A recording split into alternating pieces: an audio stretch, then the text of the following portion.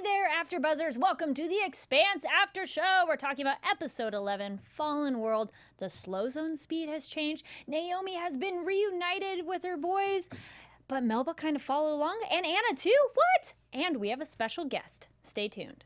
You're tuning into the destination for TV superfan discussion, AfterBuzz TV. And now, let the buzz begin. What's up, AfterBuzzers? We got a fun song going on, and we'll let you know what it is in just a second. Talking about Episode 11, Fallen World of the Expanse. My name is Kari Lane, and I'm joined by my awesome co-host, me, Cherry. Hey! And, oh my goodness, guys, we have a special guest. And guess what? This is actually, I think, the first director we've had on this show. We've had producers, we have executive producers, we've had actors, but our first director, welcome Jennifer Phang. Woo! Hey! Hey guys, great to be here. So, thanks for having me. Yes, Girl power. thank you. Yes, girl power. Actually, this was a very female strong, well, I mean, there's so many strong female characters on this show, but this one in particular, how was it directing this episode of The Expanse? It was remarkable. I was super grateful that I got this script for the very reason that you mentioned.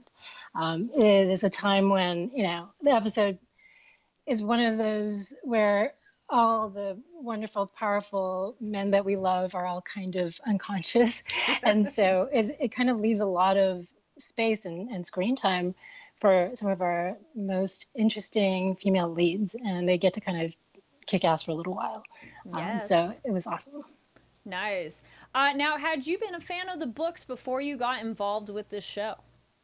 I actually saw the first season of The Expanse first, and then I started reading the books, and I was enthralled, and I said, oh my God, I would love to be a part of the show, because it was doing things that very few other science fiction shows were doing, and it was so progressive, actually, in the way that it was looking at society and the world. And when I finally read Abaddon's Gate, I was really, really excited, because I thought the character of Melba was fascinating in particular.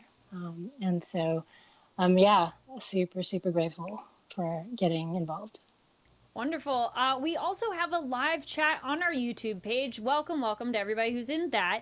Please type up your questions that you have for Jennifer on directing this episode or experience on set. If you're watching it later, no worries. Please comment down below, because this show just keeps getting better and better, and so much more to talk about. We already have a chat question. Yes, please. So Jennifer Phang Prestonian asks, have you been asked to do anything for season 4 yet? That's a great question. There's a lot coming up for me, and so we're going to see if we can figure something out. Nice. I know you're a busy woman. Yeah, I'm psyched. It's a pretty cool job I've got going on. So yeah, it's I couldn't be happier. Sometimes I have to pinch myself. So we're just going to go through the episode and ask you questions on moments that pop up, or feel free to chime in that you're like, oh yes, I remember that. So the very beginning, oh my goodness, the slow zone has changed.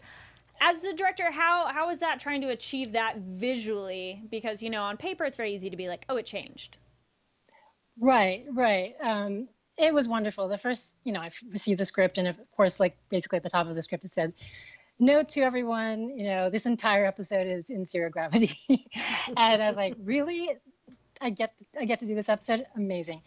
And yeah, it was a beautiful opportunity to work with some of the best wirework people in Toronto, and some of the best visual effects artists, in the world. And we just planned the heck out of this, storyboards after storyboards, so many sessions, just to make sure that, when I look at a show and I look at my episode, I'm trying to often bring, something unexpected and something lyrical to even horror.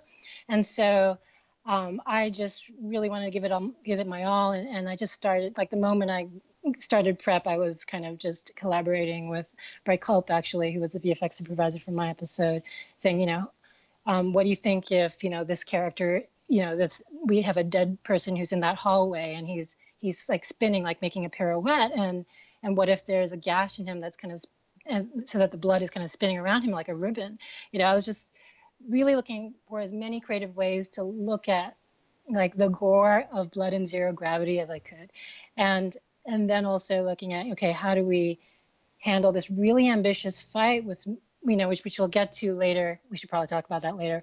But yeah, immediately when you kind of get into preparing an episode, you kind of look at the most challenging set pieces first. Yeah. Was this the first time working with special effects like that, and then the wire people? No, I'd done two features and about 5 TV shows prior to that, and I'd worked with wires quite a number of times before that. This was by far the most, and I think it actually was the most wire work for The Expanse, at least for that season, if maybe not all 3 seasons, I'm not sure. But no, I'd worked with visual effects extensively. I had a feature called Advantageous that also took place in the future, and had about 200 visual effects shots. So it was kind of a natural evolution or a natural fit for me. Yeah, actually what comes to mind is that hallway that Anna approaches with so many different bodies. So is each individual actor suspended in that shot, or are they layered separately via effects? Right, great question.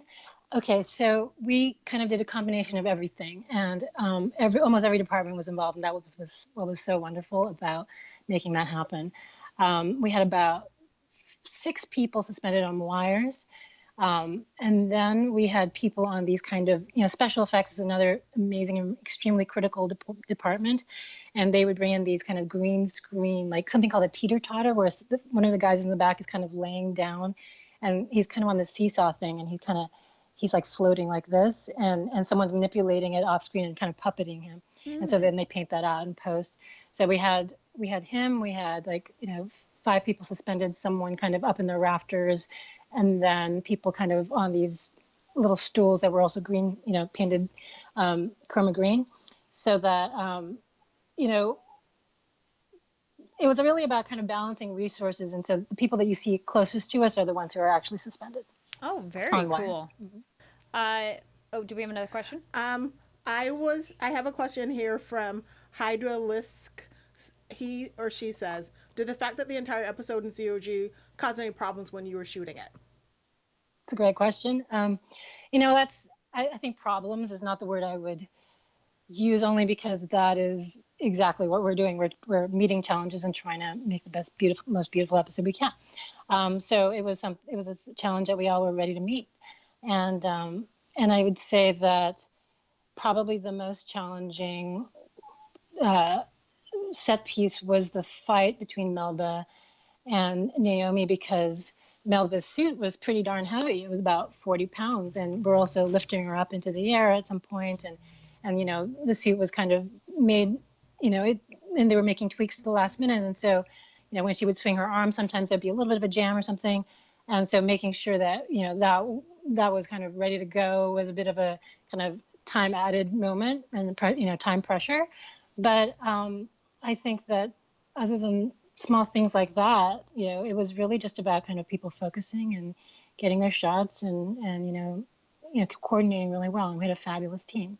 The Expanse crew is probably one of the most amazing crews that lives, and I was particularly lucky to work with them. Yeah, we can definitely tell that from who we've interacted with and just fan interaction online. Yes. It's a very special show of everyone coming together and saving the Expanse as well. Yes, wasn't that beautiful? Oh, yes, such a good win. So exciting. It's a beautiful thing to watch. Oh, yes. Actually, since you mentioned that scene, I was going to say, let's talk about that real quick. So Melba later does get on the Rosie and then has a fight with Naomi. Now, as I read the books, or I'm reading them currently, now that scene in the book is a bit more elaborate. Was it cut down for time or just actual practical making that scene happen? I don't know the real answer to that. You might have to kind of check in with Noreen on that. But I can say that, season 3 was a combination of the end of the second book, and they tried to condense the entire book 3 into the second half of season 3. So whether it's, resources, time, what they felt they could, if they felt they could bring the best out of book 3 by making it a bit of a shorter, span of episodes, that might have been why. I think that, it'll be interesting to see in season 4, how how much more loyal they're going to want to be, or creative. I think they do a fantastic job of adapting them. Oh, absolutely. Yeah, I love that scene I was very excited to see it. It was just one of those, for people who haven't read the book yet, it's a bigger fight, and it was so epic, and I love the ladies, and Anna coming in for the win with the taser. That was so fun. So great. Her minister. I love that. And I sort of like the teaser for next two episodes as well, because it sounds like Melba is going to be meeting Bobby. Dun, dun, dun. She's like, I don't know. Yeah, she's like, I can't say that. No, that's all right. Actually, the other big thing that happened in this episode that was great to go away and come back is Drummer and Ashford. Now, that scene looks like it would have been quite something to choreograph, film it, because you have two characters in the same space, but they can't physically really see each other. Could you please talk about the process capturing all of that? Sure. This was, three of my, I guess officially about 3 or 4 scenes, 5 scenes actually. 5 scenes over the course of, I think, 2 days. And it was really just tremendous work from all departments to get this together. I was just so happy. First of all, David Strathairn, hello, one of the best actors, one of my favorite actors of all time, and just the kindest, sweetest person who is like the consummate professional. And then you get Kari, and she's that and this amazing woman, and just the kindest, sweetest person, and an extremely strong woman, and a really bright star. The coordination was intense and beautiful because this was a new set, and they were basically building it as I was preparing my episodes, and we were all in coordination, like talking about how high the ceiling would be, whether or not we could bring a crane in over the top, if we were going to bring a crane in, through which set of doors could we bring the crane in, and how long it would take to kind of reposition things. We had special meetings for the mechanical arm that kind of plays a major part in, their first attempt at survival. They're trying to, kind of grab the comms, and it was really fun, basically choreographing that arm. And I kind of used metaphors like dinosaur metaphors, saying, okay, put it in a position like a T-Rex in pain, and it'd be like this. It was just like kind of creative ways of describing, this thing that I wanted to feel a little bit like an animal that was playing with them, or, kind of teasing them, and just kind of, bringing this kind of painful poetry to this thing that could either be their savior or not. So there was a coordination for the arm guy. We had a special engineer operator come in, and he had to kind of program the arm in advance and then program it in stages. We had, special effects was handling the farm machinery, and the way they created the farm machinery was like bringing an actual farm equipment, and then, painting them and adding to them to make them look more, futuristic. And then it was just about suspending, David, and putting, Kara safely into a spot so that when the crushing happens, she'd be okay. So there was a lot going on there, and it was these 2 amazing actors who were, they were basically not able to see each other, but barely able to see each other, but also connect. So it was kind of a scene of a lifetime.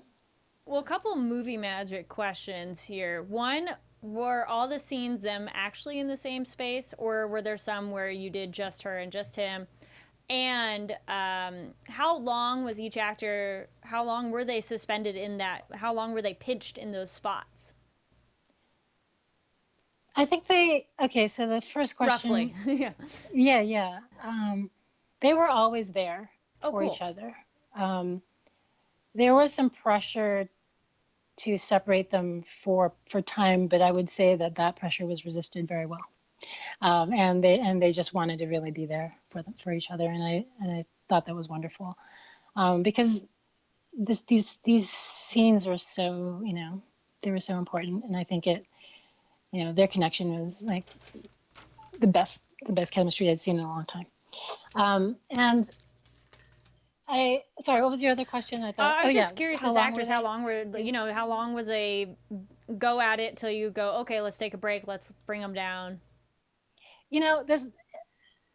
To be fair, they were both put in pretty comfortable positions. They were just kind of faking it. Good. Yeah. There was something that was kind of erased in post so that at least David wasn't in pain, and he wasn't using wires for his position. But I'd say that we'd go for maybe 15 minutes to 30 minutes and then take a pause and then go again. It wasn't particularly strenuous in that way. Okay. Hey, AfterBuzzers. Here at the network, we produce after shows for nearly all your favorite TV shows. From dramas, reality TV, sci-fi, and more, there is no network that works harder to serve television fans. But now we need your help. We're asking that you please subscribe to one or more of our YouTube channels. Besides helping us a ton, here's what's in it for you. It caters specifically content you already like directly to you. It brings you your favorite after shows so you don't have to seek them out. And it suggests content from other channels or podcasts that might interest you. Subscribing to our YouTube channel will also help you discover new shows we're sure you'll love. Since you're already tuned into Syfy channel, you might be interested in Preacher, Luke Cage, Cloak and Dagger, and Into the Badlands. And remember, we have channels for other genres too. Please don't be shy about subscribing to them either. And if you're worried about pesky notifications, don't be. They're optional. It's easy. Hit that subscribe button now for an even easier AfterBuzz experience. And if you let us know that you did in the comments, we'll shout you out on there. Thanks for being the best fans. We promise to continue to do our best to serve you. And actually, Jennifer, you directed an episode of Cloak and Dagger, correct? Yes. That is true. I'm very excited. It's going to be showing in 2 weeks, July 5th, the day after Independence Day. Sweet. We'll be looking forward to that one. Thank you. Back to Ashford Drummer. Yeah, during their scene, I love their moments too of their singing. Yes. And their, the pirates are always close to death, but that doesn't change the fear, which was great. And the discussion about symbols endure and uniforms. You want to elaborate at all on the process of, what you wanted out of them from that scene and what it meant to you as a filmmaker? Sure. I love that. I love that moment too. Symbols endure. I won't profess to say that I tried to get in the way of David and Kara's moment too much because, they are extraordinary. There are moments, they're just small moments where I go, okay, I want to make sure that this sounds, real. It sounds true to their characters. I wanted to make sure that Kara felt like she was in pain and that she was near death. I wanted to make sure that that David too, he's kind of not doing well either. So we had to kind of make sure that the crisis level was felt while all these other beautiful things were being said. But to me, the meaning of the scene, I can only speak to what how I interpreted it. You have these two very hard-boiled human beings, Belters, who are trying to both be captain, actually, of the same ship. And yet they're put in a situation where they're pushed to the edge, pushed to a near-death moment. And they both agree that what matters the most is their people. And so it's interesting because it's like when you strip down ambitious people to their core, what do you find? And in this case, you find something of beauty, something that's selfless, actually, even though they're ambitious. So I found that wonderful. And I think that this is a perfect distillation of the spirit of the Expanse novels and also the creators and also the cast and the crew. They're not selfless. I mean, no one's perfectly selfless, yet what they do understand is that this is we all live in the same universe, and ultimately there is something bigger than all of us. It is all of us, and then there's something bigger than that too. What is it? Is it the human spirit? Is it love? Is it something else? It's something that is what I think they're exploring. But I also think that they find beauty in family, and I think they find beauty in working together toward love. Nice. So I wanted to ask, even though it's a little bit from where we are now, the scene with Naomi and with Amos when he asks, "Are you back?" And then he kind of looks away. For me, that was very much him having an emotional feeling when he normally tries to be unemotional, and that's why he turned away. What was your motivation to have him turn away versus looking at her when she said, "Yes, I'm here to stay"?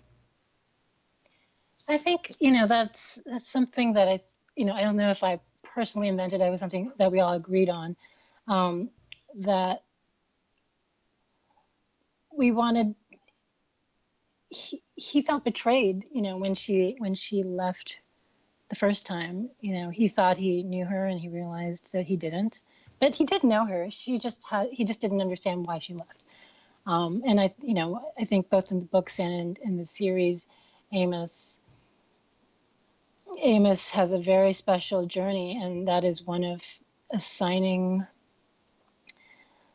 loyalty to, you could say, strong women.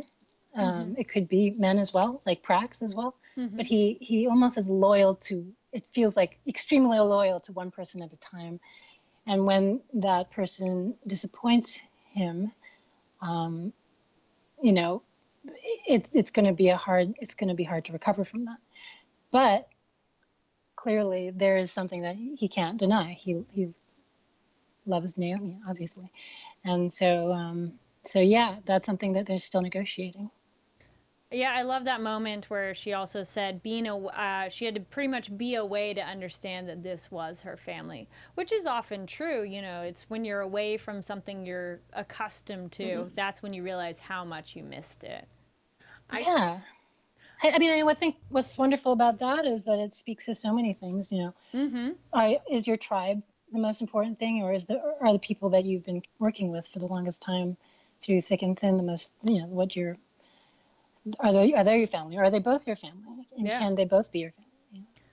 I thought it was interesting how when Naomi came on the ship, the order of the names that she said, it went from Holden to Amos and Alex. And I think the first two, like, she loves all of them, but Holden is her man that she loves, but Amos is her brother. And so that's why the names kind of, I mean, she cares about Alex too. I love when she found him in the kitchen. I was a hair worried. I'm like, uh-oh. And I love his little blade in the shoulder. And then when she finds Amos, the thing he says is, "You changed your hair," which props to him. There are plenty of men that, like, a lady will change something, or a gentleman, and the guy's like, there's something different. Isn't that a double standard though? It's like, do you want them to care about every little time you change your hair? If it's a big change. Or do you want them to see you for who you are? It's confusing. If it's a big change, yeah. Or he'll be like, new ink, if you get a trim, But I have noticed. Sure, it's like, yeah. Come on. Yeah. Guys love it when you notice. It's wonderful. I love that you changed your hair moment. It's so gorgeous. And there was a fork that they oh, it's a carefully fork. put Okay, in cool. Yeah. Kaz, plays Alex. Mm-hmm. It was just so wonderful, and being a great sport about being hung up in that crazy harness in that moment. Did you notice the lasagna? Yes, everything floating. Yeah, yes, that's his lasagna, was. right? Yeah. Or Man. His spacer lasagna that he's famous for. Yep. So what are the other big ones going on? We touched a little bit later where Anna ends up, but one we have at the beginning. One, Melba's obviously okay. Tilly, not so much. No. And then Anna, as she's kind of walking around and trying to help people, and finds the med room, and that's when the 0G, the danger of it really is brought up, because it's like, well, if you don't have any gravity, blood won't drain. So if you have any internal bleeding, pretty much means you're going to die. And then later, Anna is able to find Melba, or finds Melba, and also finds Tilly. And that moment when she's like trying to stay with her, and those final moments was so sweet and sad. Yes. And Tilly says, you know, you're so good at this. It's so sweet and sad at the same time. That was really good. And to sort of swivel back to Melba, do you see Melba as crazy, or do you see her angry, looking to get approval from her father? So there's a real motivation for it, because I've argued with people on Twitter where they're like, she's crazy and she has no reason. I'm like, no, she's like a lot of people who are constantly begging for a parent or someone to love and see them, and she just takes it to an extreme. Yeah, I mean, oh my gosh, is it crazy or is it real? You know, that's like the question for the ages. Can it be both? Sorry, go ahead. Sorry, I had to interrupt you. I was going to say, couldn't it be both? Yeah, it couldn't be both. And what is crazy? Well, you know, crazy is insecurity or seeking approval in a way that hurts others, maybe. And so, yeah, I mean, we never, I think in you know, acting and directing, you never really judge your characters ever. You never write them off, because I think everyone has a journey, that every character has a journey, and the ones that are the most relatable are the best characters. So I'm going to say that it's not so much that I care whether or not Melba's crazy, but I do care why she's doing something that could hurt other people, and she plans to, you know, hurt a ton of people. And why is it that it's so important for her to basically either get back at her dad or gain his approval? You know, that's a great question. And I could speak, well, you know, forever about that. But, you know, it does reflect a reality for many a female, I think, you know, not necessarily that we all have daddy issues. And I think that's kind of a reductive way of looking at it, maybe. But it is this notion that, you know, women are weakened when they try to please men, you know, and that is something that we've been conditioned to do. And so part of my, you know, life has been making sure that I'm looking at ways to please myself, and it's not a selfish thing. It's more, you know, what would make me proud of me, you know, and I think that's something that's missing from Melba's arc, and that's why she's doing weird stuff.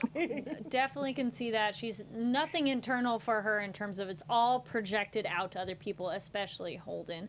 And then speaking of Holden, we get him with Bobby. Yes. And go Bobby defending him constantly to a couple of those Martians on the ship. She's like, he's not a killer. That's not what you saw. And then she never seems to get too angry about it. It's just like, this is what it was. You're incorrect in assuming he's evil. And how was it doing those scenes for Bobby and Holden on their little tiny ship? Oh, those are so great. I mean, my gosh, Frankie is the most amazing. Her character is just really made season 2 for me. And yeah, I mean, it's pretty simple. It's just as you describe it. You know, she's a leader for the Martians. She's just on the verge of like kind of reclaiming her again, like getting closer to her original tribe, right? She had kind of had been a bit of a defector of sorts, and now she's kind of trying to prove herself as a Martian. But then she knows that by like siding with Holden, you know, she's putting her own loyalty in question for her the people she's trying to lead. And you know, that's a really fabulous thing. I think what I loved about all this entire episode was that, you know, as someone who's a, you know, female director who has to be a leader, and I love doing it, you still are, you know, to finally see women in leadership roles, you know, kind of negotiating all kinds of scenarios. You know, that's something you don't see enough of in most film and television. And you know, and so people don't understand that women go through very relatable arcs when they're in leadership positions. Yeah, so Frankie she nails it every time anyway. So, you know, it was just pretty simple. Nice. Yeah, absolutely. Then we have Holden being a bit cryptic and dark when he says he saw something, a vision of what? Of everything, the end of everything. How do you direct that? And I mean, obviously it's on him as well as the actor, but to keep that grounded and not be as obviously over dramatic as I said it, but like to give weight to this stuff that even us, the viewer, like, what did we see?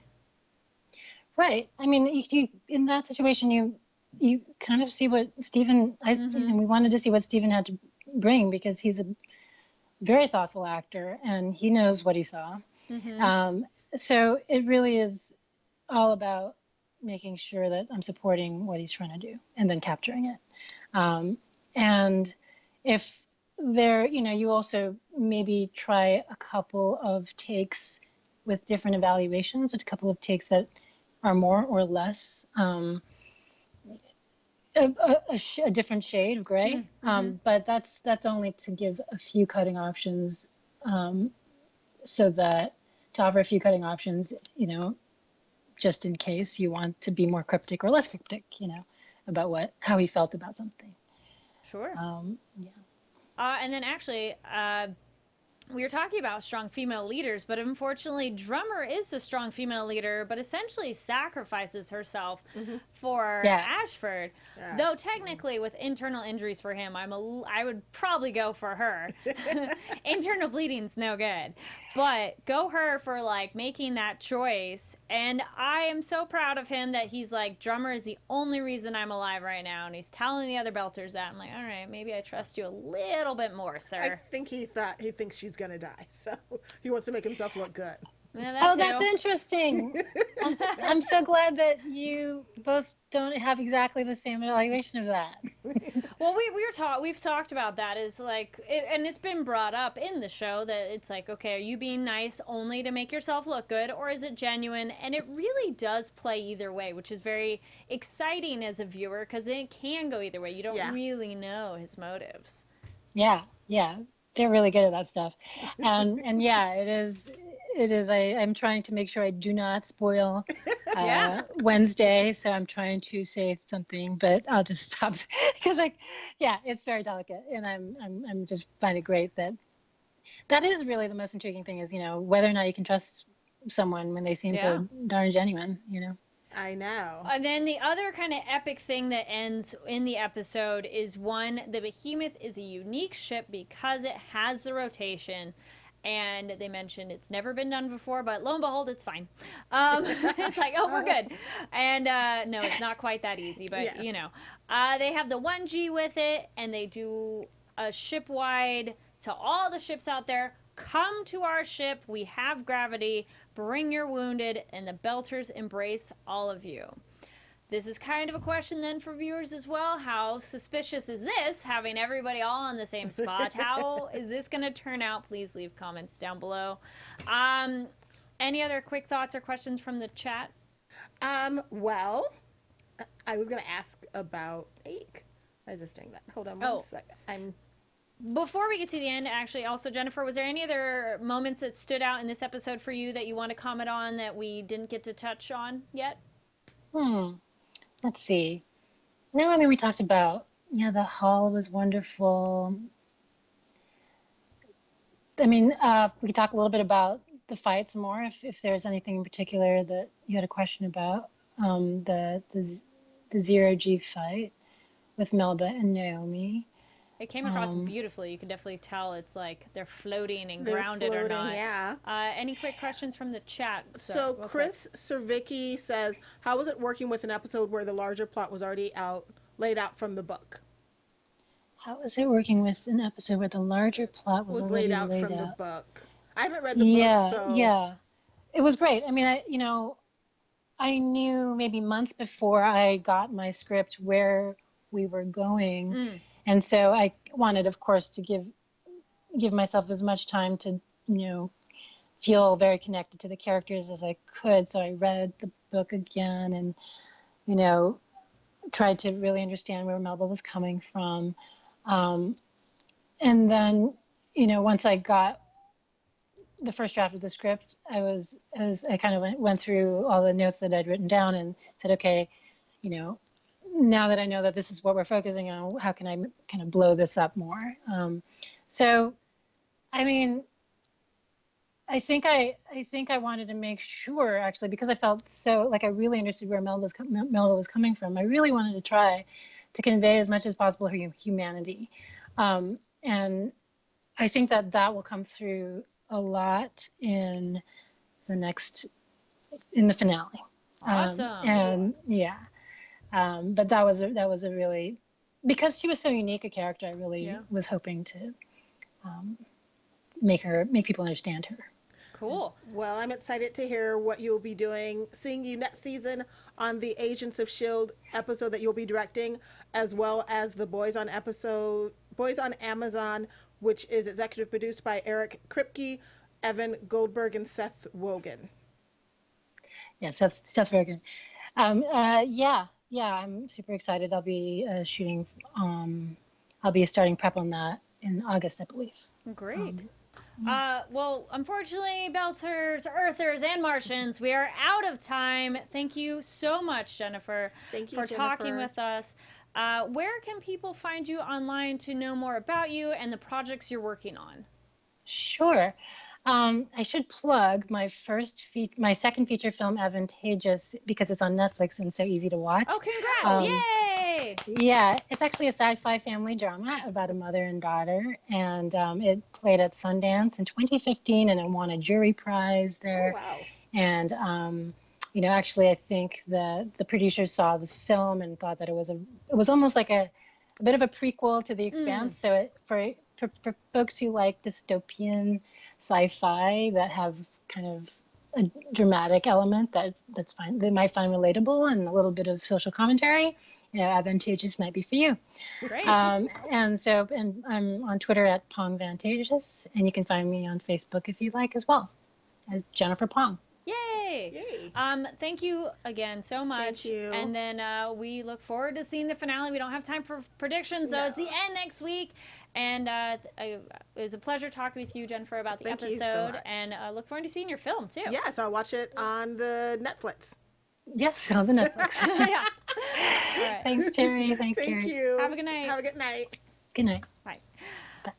All right, we're unfortunately out of time, so we're not doing predictions. Real quick, we have our winner of the Stephen Strait Oh, that's picture. Curly Toot. So say the game one more time. Curly Toot, and find me on Twitter, Cherry_LA. Follow me so that I can get your address. All right, cool. Thank you so much for watching. Real quick, where can they find you online, Cherry? Cherry_LA on Twitter and Instagram. Thank you. Love you. And my name's Kari Lane. You can find me online at Kari D Lane. That's KARIDLANE. Tune in about like an hour. We're doing the Westworld finale. And then next week will be the Expanse finale. 2 hours, guys. Make sure you catch the whole thing. Well, I know we will be here talking about it for you guys. And we might have another special guest. So you're just going to have to tune in. Again, thanks for watching. See you next week. Bye, everybody. From executive producers Maria Menounos, Keven Undergaro, Phil Svitek, and the entire AfterBuzz TV staff, we would like to thank you for listening to the AfterBuzz TV network. To watch or listen to other after shows and post comments or questions, be sure to visit AfterBuzzTV.com. I'm Sir Richard Wentworth, and this has been a presentation of AfterBuzz TV. Buzz you later. The views expressed herein are those of the host only and do not necessarily reflect the views of AfterBuzz TV or its owners or principals.